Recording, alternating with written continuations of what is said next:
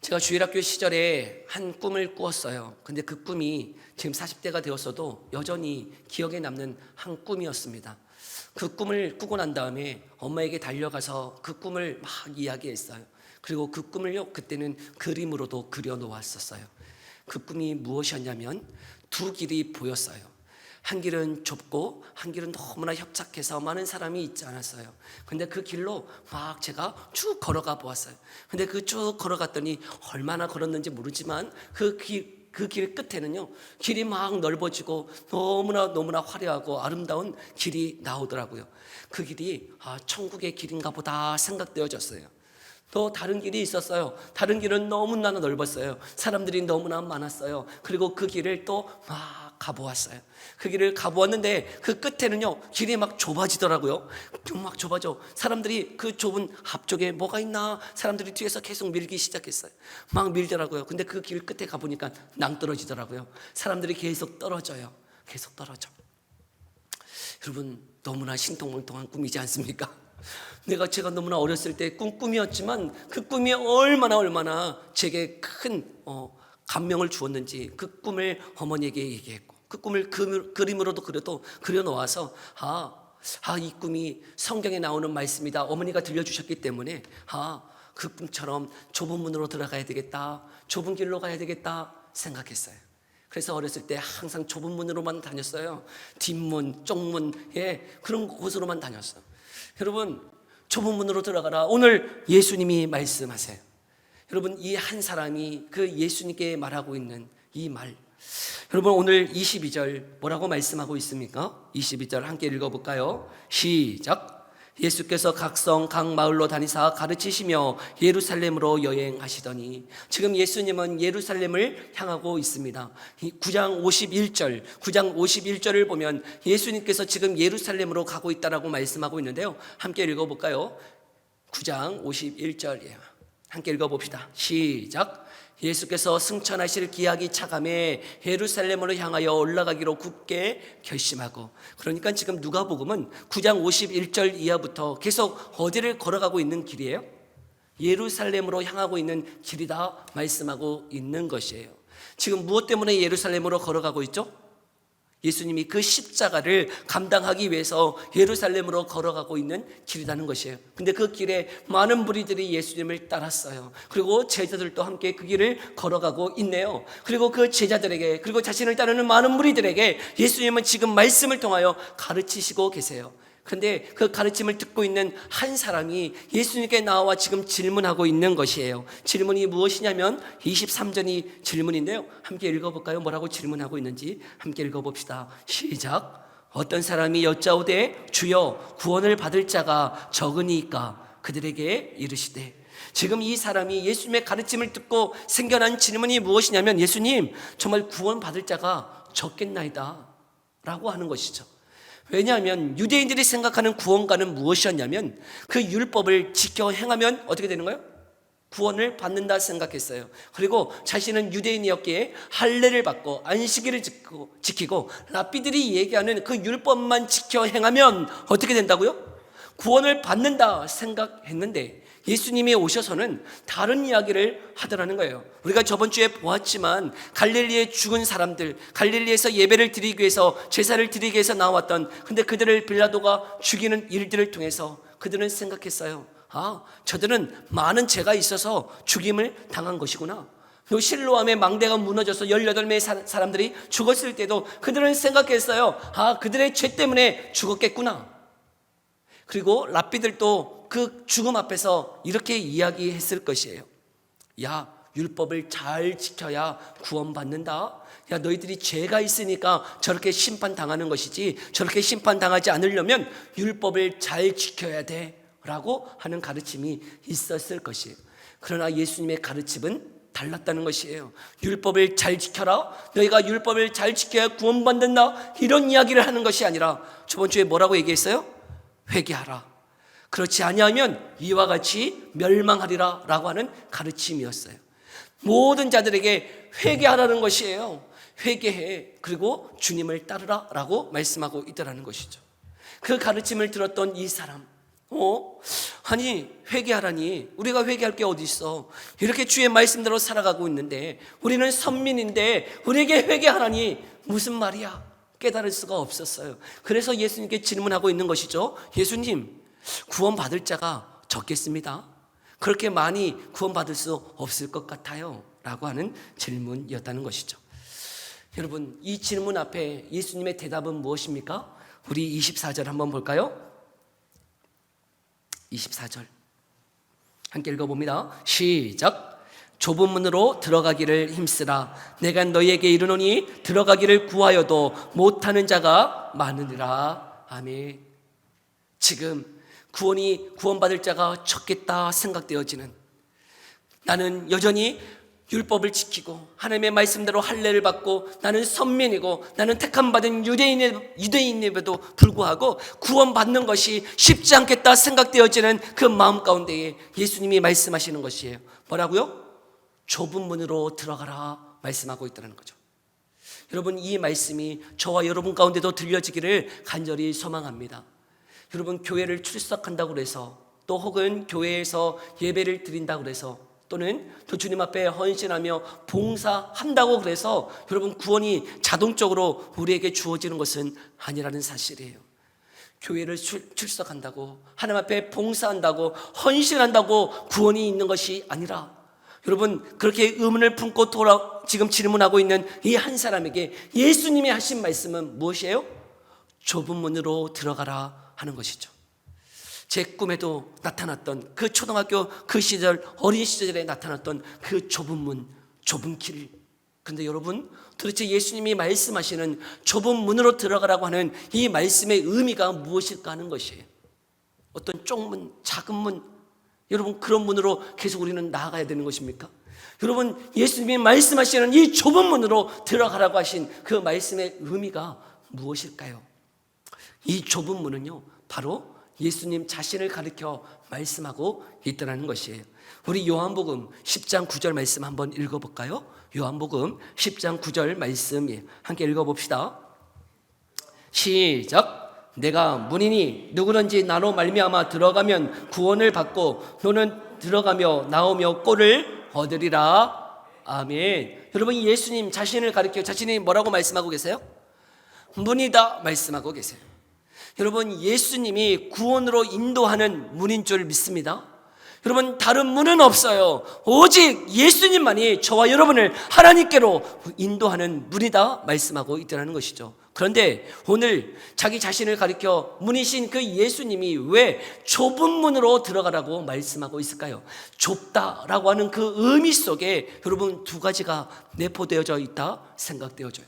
첫째는요, 여러분 예수님이 문이심에도 불구하고 그 문이 좁다라고 이야기하는 것은 예수님만이 오직 유일한, 우리를 구원으로 인도하는 유일한 문이기 때문에 좁다라고 말씀하고 있다는 것이죠. 제가 중신대 신학과를 입학하기 위해서 이제 면접을 보러 갔는데, 그 대학생 이제 고3 이제 다 지나고 이제 대학생이 되기 위해서 그 면접을 갔을 때 그 면접을 보시는 교수님이 질문을 하시더라고요. 그 면접의 질문이 이와 같았어요. 예수님 외에도 구원의 문이 있다고 말하는 다른 종교들이 많이 있다는 것이에요. 다른 종교에서는 산으로 올라갈 때 산으로 올라가는 그 루트는 여러 가지다. 그리고 서울로 가는 길도 여러 가지다. 그런데 다른 종교에서는 구원에 이르는 그 길은 여러 가지다라고 주장하고 있는데, 그런 종교에 대해서 당신은 그 종교에 대해서 평하라라고 이야기하더라고요. 여러분들은 어떻게 말씀하시겠어요? 고3 되었던 그때 이제 신학과를 들어가기 위해서 그 교수님 앞에서 그 면접의 질문을 들었을 때 머리가 하얘지더라고요. 저는요 그렇게 주장하는지도 몰랐었어요. 아니, 다른 종교가 뭐 주장하는지 제가 어떻게 알아요? 우리 기독교도 뭐라고 얘기하는지 잘 모르는데, 다른 종교가 구원에 다른 구원의 길이 있다라고 막 주장하는 그거 뭔지도 몰랐는데, 그런데요 저는 어렸을 때부터 모태신앙이었기 때문에 여러분 구원의 길은 누구밖에 없어요? 예수님밖에 없어요. 예수님밖에 없어. 제가 얘기했어요. 성경에 말씀하시기를 예수님만이 구원이라고 말씀하셨습니다. 그래서 다른 종교가 무엇을 주장하든지 그것은 틀렸습니다 이야기했어요. 여러분, 다른 종교가 이야기하는 산으로 올라갈 때 여러 길이 있고, 여러분 솔로 가는 길도 여러 방법이 있고, 여러분 이 교회에 들어오는 문도 몇 개가 있습니까? 여러분 교회에 들어오는 문이 몇 개예요? 여러분 큰 문 정문으로 들어왔겠지만 이 문은 정문만 있는 게 아니에요. 여러분 저기 주방에 테라스도 있고 주방 뒷문도 있고 그 옆에 쪽문도 있고 여러 문이 있어요. 여러분 교회에 들어온 문도 여러 개인데 왜 구원에 이르는 문은 한 문밖에 없느냐? 다른 종교들이 비판하고 여러분 기독교를 독선이라고 아집이라고 평가하는 이 일에 여러분 우리는 뭐라고 대답해야 할까요? 여러분 사도행전 4장 12절에 이렇게 말씀하고 있네요. 한번 읽어볼까요? 사도행전 4장 12절 함께 읽어봅니다. 시작. 천하 사람 중에 구원을 받을 만한 다른 이름을 우리에게 주신 일이 없음이라 하였더라. 아멘. 여러분 다른 이로서는 구원을 받을 수 없기에 여러분 예수님은 그 자신의 구원으로 인도하는 문임에도 불구하고 그 문을 가리켜 뭐라고 말씀하고 있다고요? 좁은 문이다 라고 말씀하고 있다는 것이죠. 우리가 이성적으로 생각할 때 또 감정적으로 생각할 때 내 다른 종교에도 구원에 이르는 길이 있다라고 주장해 주고 싶어요. 이야기해 주고 싶어요. 네, 인정해 주고 싶어요. 그러나 성경이 그렇게 말하고 있지 않다라는 것이죠. 성경은 그 구원으로 인도하는 그 문은 그 길은 오직 예수 그리스도밖에 없음을 주장하고 있기에 나는 그렇게 인정해 주고 싶고 나는 다른 종교에도 그 길이 있다라고 말하고 싶으나 여러분 성경이 그것을 주장하지 않기에 우리 또한 여러분 예수님만이 좁은 문임을 우리가 주장할 수 있기를 간절히 소망합니다. 예수님만이 구원이세요. 여러분 예수님만이 우리를 그 하나님께로 인도할 수 있는 그 좁은 길이다라고 말씀하고 있다는 것이죠. 그 예수님의 말씀 앞에 저와 여러분들이 오직 믿음으로 반응할 수 있기를 소망합니다. 이성적이고 합리적이고 타당해 보이는 다른 그 주장 앞에서 여러분 하나님의 말씀만이 저와 여러분의 삶의 기준 되어져서 그 말씀을 믿고 따를 수 있기를 간절히 소망합니다. 그리고 두 번째, 여러분 그 문이 좁다라고 하는 그 의미가 무엇일까? 바로요 그 예수님의 그 문으로 들어가기 위해서는 그 예수님이 문이신 그 좁은 문으로 들어가기 위해서는 내 자아가 죽어야 하기 때문에 그 문을 가리켜 좁은 문이다 하나님이 말씀하고 있다는 것이에요. 여러분 이 시대의 문화, 이 시대의 가치는 실용주의입니다. 실용주의. 여러분 이 실용주의가 무엇인가 하면 내가 내 삶의 주인 되어져서요 다른 모든 것을 판단하는 것이 실용주의죠. 무엇이 내게 이익과 유익을 주는가? 무엇이 내게 성공과 만족을 주는가? 세상의 가치와 세상의 기준이 아니라 내가 기준이 되어져서 내게 이익과 유익, 내게 성공과 만족을 주는 것이 좋은 것이다 라고 판단하는 것, 그것이 바로 실용주의입니다. 여러분 실용주의는 그래서 그 핵심에 누가 자리 잡고 있는 거예요? 나라고 하는 것이죠. 내가 모든 삶의 판단의 기준이 내가 되는 것, 그것이 실용주의입니다. 그런데요 종교 안에도요 그리고 기독교 안에도 이 실용주의가 들어왔다는 것이죠. 여러분 우리가 신앙생활하는 목적이 무엇이에요? 여러분 우리가 예수님을 믿고 따르는 이유가 무엇 때문이에요? 여러분 이 시간 이 주일 아침에 제가 이렇게 양복을 입고 이렇게 나오는데 주변에 이렇게 남자분들 함께 이렇게 나오더라고요. 그 남자분들은 편안한 차림, 그냥 집에서 편안하게 입고 있는 그 차림으로 나와서 분리수거 막 하고 있어. 근데 저는 이 주일날 아침에 어떻게 입고 나와요?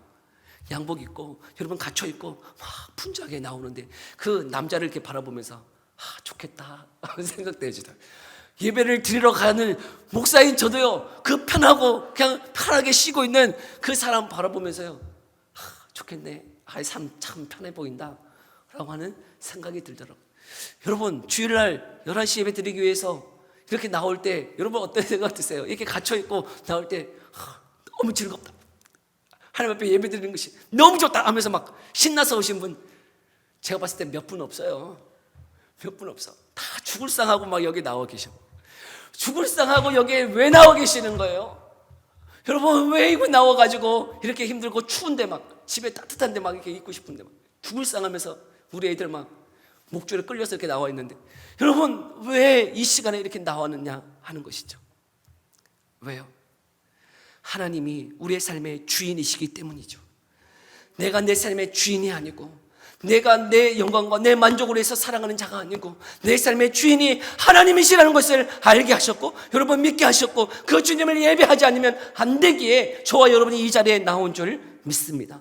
여러분, 그런데 우리가 신앙생활하는 그 이유가 실용주의가 들어와서 여전히 내가 주인 되어져서 내게 만족을 주시는 분, 내가 원하고 바라는 것을 주시는 그분을 혹시 예배하고 있는 것 아닙니까? 여러분, 내가 원하고 바라는 것을 주시는 분, 또 나를 천국으로 인도하시는 그분, 내게 유익과 만족을 주시는 그분을 내가 선택했고 내가 그분을 예배하고 있는 것 아닙니까? 여러분의 삶 가운데 그 신앙생활의 목적이 내가 자리 잡고 있는 것은 아닌가 돌아볼 수 있기를 간절히 소망합니다. 여러분, 우리의 삶에 저와 여러분들을 부르신 그 삶의 주인이 누구이십니까? 하나님이신 줄 믿습니다. 저와 여러분을 창조하신 목적도 무엇 때문이라고 말씀하고 있나요? 우리 이사야 43장 7절 한번 읽어볼까요? 이사야 43장 7절 함께 읽어봅시다. 시작. 내 이름으로 불려지는 모든 자 곧 내가 내 영광을 위하여 창조한 자를 오게 하라. 그를 내가 지었고 그를 내가 만들었느니라. 아멘. 여러분, 저와 여러분들을 만드신 목적 또한 무엇 때문이라고 얘기하고 있어요? 하나님의 영광이라고 하는 것이죠. 여러분, 이사야 43장 21절도 한번 읽어볼까요? 21절 함께 읽어봅시다. 시작. 이 백성은 내가 나를 위하여 지었나니 나를 찬송하게 하려 함이니라. 아멘. 여러분, 저와 여러분들을 지으신 목적이 하나님의 영광을 위하며 하나님을 예배하기 위함이라고 말씀하고 있어요. 그 목적이, 저와 여러분을 창조하신 그 목적이 하나님을 위한 것이다라고 말씀하고 있다는 것이죠. 그러면 여러분, 우리를 구원하신 목적도 또한 무엇일까요? 우리를 구원하신 이유는 또 무엇일까? 우리가 에베소서 1장의 말씀을 암송하고 있는데 에베소서 1장 12절 말씀 한번 읽어볼까요? 에베소서 1장 12절 함께 읽어봅시다. 시작. 이는 우리가 그리스도 안에서 전부터 바라던 그의 영광의 찬송이 되게 하려 하심이라. 아멘. 여러분, 우리를 지으신 목적이 하나님을 찬양하기 위해서, 하나님을 예배하기 위해서 우리를 지으셨는데 범죄함으로 말미암아 하나님을 예배하지 못하는 우리들을 다시금 구원하신 목적 또한 무엇이라고 말씀하고 있어요? 그 주님을 찬양하게 하기 위해서, 주님을 예배하게 하기 위해서라고 말씀하고 있더라는 거예요. 여러분, 우리의 삶의 주인은 하나님이신 줄 믿습니다. 우리를 지으시고 우리를 구원하시고 우리를 여기까지 인도하신 분이 하나님이시기 때문에 그 하나님을 예배하기 위해서 우리가 나온 것이지, 여러분, 내게 만족과 유익과 내게 성공과 내가 원하고 바라는 것을 주시는 그분을 내가 선택했고 내가 그분을 예배해야 내게 좋은 것을 주시기 때문에, 나를 천국 보내시기 때문에 내가 중심되어져서 여러분 주님을 예배하기 위해 이 땅에 있는 것이 아니다라는 것이죠. 여러분, 주님이, 하나님이 내 삶의 목적 되어지기를 간절히 소망합니다. 또한 여러분, 우리의 인생 가운데에 또한 어려움이 있을 수 있어요. 마치 광야와 같고 사막과 같은 그 길을 걸어갈 때도 있을 것이에요. 그런데 그 인생길에서도 우리를 회복하시는 이유가 무엇 때문일까? 이스라엘 백성이 바벨론 포로로 붙잡혀갔어요. 그런데 붙잡혀간 그 바벨론에서 그 포로로 붙잡혀간 이스라엘 백성을 구원해 주신다라고 약속하고 계세요. 왜 구원해 주실까? 여러분, 우리의 상황이 광야 같고 마른 사막과 같은 그 인생길에서 왜 하나님이 우리를 구원해 주시겠다라고 약속하고 있는가? 우리 에스겔 36장 22절 말씀 함께 읽어볼까요? 에스겔 36장 22절에 함께 읽어봅시다. 시작.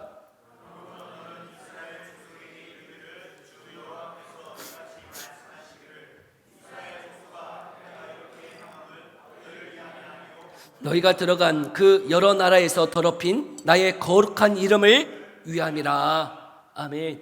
여러분, 우리를 그 광야 같고 사막과 같은 그 상황 가운데서, 또한 여러 질병으로 인하여 신음하고 고통하고 있는 그 상황 가운데서, 때로는 내 관계 속에서 힘들고 정말 모든 관계를 끊어버리고 싶은 그 상황 가운데서도 저와 여러분들을 구원하시는, 인도하시는, 회복시키시는 그 이유가 무엇 때문이라고 말씀하고 계세요? 나 때문에요? 아니요. 누구 때문에요? 살아계신 그 하나님 때문에 저와 여러분의 삶 가운데 무너진 것들을 세워주시겠다, 회복시켜 주시겠다라고 말씀하고 있다는 것이죠. 여러분, 저와 여러분의 삶의 그 기준은, 삶의 목적은 살아계신 전능하신 하나님이 우리의 삶의 기준이요, 그 하나님의 영광이 드러나기를 원하신다 말씀하고 있다는 것이죠. 주 안에 사랑하는 성도 여러분, 구원받은 저와 여러분의 삶 속에 드러나야 되는 것은 내가 아니고, 내 만족과 내 성공이 아니고, 여러분, 우리의 삶을 통하여 하나님의 이름이 드러나기를 소망합니다. 그래서 주님을 믿는다 하는 것은 어떻게 보면 내가 죽고 내 안에 누가 사신 것이에요? 내 안에 예수 그리스도께서 사신 것이기 때문에, 여러분, 그렇기 때문에 지금 그 예수님이 좁은 문이다 말씀하고 있다는 것이죠. 많은 성도들이 예수님을 믿어요. 그리고 교회에 출석해요. 교회 봉사도 해요. 그러나 그 예수님의 좁은 문으로 들어가기를 힘쓰지 않다라는 거예요. 여러분, 그 예수님이 말씀하시는 그 좁은 문으로 들어가기를 소망합니다. 나는 죽고 내 안에 예수 그리스도가 사시기를, 내 삶의 주인이 내가 아니고 예수님이기를 소망하면서, 기도하면서 걸어가기를 소망합니다. 여러분, 그런데 그 좁은 문으로 들어가기를 어떻게 하라고 말씀하고 계세요? 힘쓰라 말씀하고 계세요. 좁은 문으로 들어가기를 힘쓰라. 그러면 좁은 문으로 들어가면 끝납니까? 여러분, 좁은 문, 예수님이 좁은 문이셔서 예수님 믿어야지, 그 예수님만이 유일한 구원의 문이시구나 하고 그 예수님을 믿었어요. 그리고 그 예수님을 나의 왕으로 삼았어요. 그리고 그 문으로, 좁은 문으로 들어갔네요. 그러면 끝납니까? 아니에요. 여러분, 마태복음 7장 13절 14절 말씀에 이렇게 말씀하고 있네요. 함께 읽어볼까요? 시작. 멸망으로 인도한 문은 크고 그 길이 넓어 그리로 들어가는 자가 많고, 생명으로 인도하는 문은 좁고 길이 협착하여 찾는 자가 적음이라. 아멘. 여러분, 그 문만 있는 게 아니고 그 문 뒤에 또 뭐가 있어요? 길이 있어요. 좁은 문만 있는 게 아니고요, 그 길이 또 어떠하다고요? 협착한 좁은 길이 있다 말씀하세요. 예수님 한번 믿고요, 그 예수님 내 삶의 주인으로 한번 믿고 받아들이고 인정하고 영접하면 끝나는 것이 아니라, 그 좁은 문, 좁은 길로 어떻게 해야 되는가요? 걸어가는 힘씀이 필요하더라는 거예요. 주 안에 사는 성도 여러분, 예수님 한번 영접하면 끝나는 것이 아니에요. 예수님 믿으면 끝나는 것이 아니에요. 그 좁은 문으로 들어갔으면 그 좁은 길을, 그 예수님이 말씀하시는 좁은 길로 들어가기를 힘쓰라 말씀하고 있다는 것이죠. 통과하면 끝나는 것이 아닙니다. 여러분, 예수님이 십자가 지고 주님 따르라 말씀하고 계세요. 저와 여러분이 그 예수님 따라가기를 간절히 소망합니다. 근데 누가 따라갑니까? 여러분, 누가 따라가요? 이렇게 설교하고 있는 저도 힘들어. 여러분, 넓은 문이면 얼마나 좋습니까? 넓은 길이면 얼마나 좋습니까? 예수님 따라오라 그러놓고는 왜 좁은 문이요? 왜 좁은 길이에요? 아니, 넓은 문이어도 시원찮은 판에 지금, 넓은 길이어도 예수님 따라갈까 말까 할 그런 심정인데, 길 좀 넓게 만드시면 안 됩니까? 문 좀 넓게 만드시면 안 돼요? 왜 우리 예수님이 이렇게 좁은 문, 좁은 길, 이렇게 힘들고 어려운 길 걸어가라고 말씀하십니까? 좀 화려하고 좀 좋으면 안 됩니까? 우리 예수님 그지셔요? 그지 근성이 있어가지고 그냥 좀 좋고 화려하면 막 불편해? 그래가지고 그런 거 다 띄고, 이러면 좋고 협착하고 막 안 되게 힘들게 막 그렇게 하는 겁니까? 여러분, 우리 예수님 왜 그러시는 겁니까? 좀 좋게 살아가면 안 됩니까? 좀 편하면 안 됩니까? 좀 화려하면 안 됩니까? 왜 이렇게 좁은 문, 좁은 길을 가라고 이렇게 말씀하시는 겁니까? 여러분, 그 길 걸어가는 건 결코 쉽지 않다는 거예요. 여러분, 그 길, 그 문 들어가는 거 결코 쉽지 않아요. 그래서요, 여러분, 예수님을 따랐던 제자들 중에도요, 그 예수님의 가르침 앞에서 떨어져 나갔던 자들이 있더라는 거예요. 요한복음 6장 66절 한번 읽어볼까요? 요한복음 6장 66절 함께 읽어봅시다. 시작. 그때부터 그의 제자 중에서 많은 사람이 떠나가고 다시 그와 함께 다니지 아니하더라. 아멘. 여러분, 제자들 중에서도 그 예수님의 가르침이 너무나 어렵고 너무나 힘들어서 어떻게 한 자들이 있어요? 떠나간 자들이 있다는 거예요. 그래서요, 그 떠나간 자들을 바라보시면서 예수님이 12명의 제자들에게도 말씀하세요. 너희도 가려느냐? 너희도 떠나가려느냐? 라고 질문하세요. 이에 베드로가 68절에 이렇게 고백하네요. 한번 베드로의 고백을 읽어볼까요? 시작. 시몬 베드로가 대답하되 주여, 영생의 말씀이 주께 있사오니 우리가 누구에게로 가오리까? 아멘. 여러분, 저와 여러분이 왜 좁은 문, 좁은 길로 걸어가야 됩니까? 왜 화려하고 넓고 그 좋은 문 놔두고 왜 예수님이 말씀하시는 좁은 문, 좁은 길로 걸어가야 합니까? 그 길이 어떤 길이기 때문이에요? 생명의 길이기 때문이에요. 그 길이 우리를 살리는 길이기 때문이에요. 그 길이 좁고 협착하여도 많은 사람이 가지 않는 길이지만 그 길이 생명의 길이기 때문에 저와 여러분이 그 길을 걸어갈 수 있기를 간절히 소망합니다. 그리고요, 그 길 걸어갈 때요, 우리를 홀로 두지 아니하셨다는 것이, 우리 예수님 그 길 갈 때 야, 힘들고 어렵지? 너 알아서 가라 말씀하심이 아니다라는 거예요. 여러분, 그 예수님이 우리에게 누구를 보내주셨습니까? 보혜사 성령 하나님을 보내주셨어요. 여러분, 그 좁은 길을 걸어갈 때요, 홀로 그 길을 걸어갈 때, 많은 사람과 아니라 내가 혼자 그 길을 걸어갈 때 누구 손잡고 걸어가더라는 거예요? 그 성령 하나님, 그 예수님 손잡고 걸어가게 하시더라는 거예요. 나는 할 수 없어요. 내 의지로는 그 길을 걸어가지 못해요. 나는 좋은 곳, 넓은 곳, 화려한 곳, 사람이 인정하고 사람이 많은 것 좋아해요. 저는요, 사람 없는 것 싫어해요. 좁은 것 싫어해요. 그 길 가고 싶지 않아요. 그런데 그 길을 걸어가게 하세요. 왜요? 성령 하나님이 그 길이 생명의 길인지를 보게 하셨기 때문이에요. 그 길이요, 그 길 끝에는 천국이 있는 것을 알게 하셨기 때문이에요. 제가 그 길을 안 갈 줄 알고요, 주님이요, 저 어렸을 때 꿈꾸게 하셨던 것 같아요. 그 길, 나는 넓은 길, 화려한 길, 사람 많이 가는 길, 그 길 갈 것 같아서 그 어렸을 때부터요, 저에게 꿈으로 말씀해 주셨나 봐요. 여러분, 여러분의 삶의 그 길에, 여러분 힘들고 어려운 협착한 사람이 찾지 않는 그 길, 예수님의 그 좁은 길, 나는 죽고 예수님의 주인 되시는 그 삶의 길, 여러분 저와 여러분이 걸어가기를 소망합니다. 그런데 그 길을 내 힘으로, 내 의지로 걸어가는 것이 아니라 성령님이 걸어가게 하신다 말씀하고 있다는 것이죠. 여러분, 성령님과 함께 그 길 걸어가는 저와 여러분 되기를 소망해요. 또한 그 길 홀로 걸어가게 하시지 않으셨다는 것이죠. 여러분, 누구와 함께 걸어가게 하셨어요? 저와 여러분 공동체로 걸어가게 하셨다는 사실. 여러분, 제자들도요, 12명이니까 함께 그 길 걸어갔지, 제가 봤을 때 한 명만 부르셨으면 그 길 그냥 때려치고 안 갔을 것 같아요. 12명이요 뚜벅 그 길 같이 걸어가니까 12명 같이 걸어갔지, 한 2명이었으면요, 야, 너 안 갈라냐? 너 힘드냐? 야, 그럼 우리 그만 갈까? 그렇게 하고요, 둘이 짝짝꿍해서 안 갔을 거예요. 근데 12명이니까 다 같이 운동할 수 없어가지고 한 명 걸어가니까 뒤에서 왜 힘든데 저놈이 걸어가나 하고 그냥 계속 걸어갔을 것이에요. 여러분, 공동체니까 걸어가는 것이, 우리가 함께 그 길을 걷는 자인 줄 믿습니다. 여러분, 군인이 행군을 왜 끝까지 행군할 수 있는지 아세요? 그 군인이 힘이 세서가 아니에요. 튼튼해서가 아니에요. 여러분, 앞사람 보면서요, 뒤에서 계속 미니까 계속 가는 거예요. 여러분, 군인이 행군을 끝까지 완주할 수 있는 것은 뒤에서 계속 미니까 어쩔 수 없이 끝까지 가는 거예요. 튼튼해서요? 능력이 있어서요? 아니요. 지금 혼자 그 길 행군하라 그러면 못할 것이에요.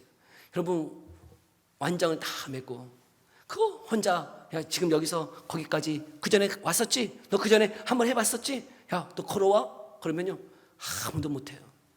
근데 여러분, 많은 사람이 함께 그 길을 걸어가니까요, 함께 그 길을 완주할 수 있다는 거예요. 저와 여러분들을 홀로 부르지 아니하셨어요.